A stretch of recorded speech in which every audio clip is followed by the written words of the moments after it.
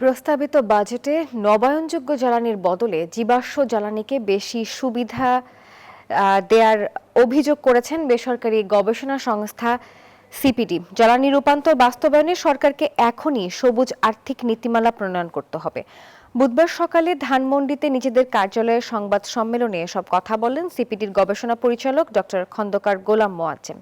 CPD বলছে, grid আধুনিকায়ন ও বিদ্যুৎ সংরক্ষণ প্রযুক্তিতে বিদ্যমান আর্থিক বৈষম্য টেকসই রূপান্তরের বড় বাধা। তাই চলতি সংশোধিত এডিপিতে আরও নবায়নযোগ্য প্রকল্প অনুমোদন করা জরুরি।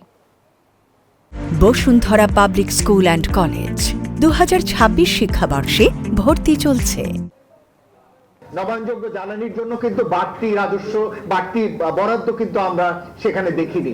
কিছু কিছু জায়গায় আমরা ইতিবাচক পরিবর্তন দেখছি, কিন্তু ওই যেটা বলেছিলাম যে রাজস্ব বৈষম্য, সেটা কিন্তু এখনো অব্যাহত রয়েছে। জীবাশ্ম জ্বালানিকে বাড়তি সুবিধা দেওয়া, এলএনজি কে সুবিধা দেওয়া, কয়লাকে সুবিধা দেওয়া, তেলকে সুবিধা দেওয়া, এই জায়গাগুলোকে কমানোর জন্য অনুরোধ করছি।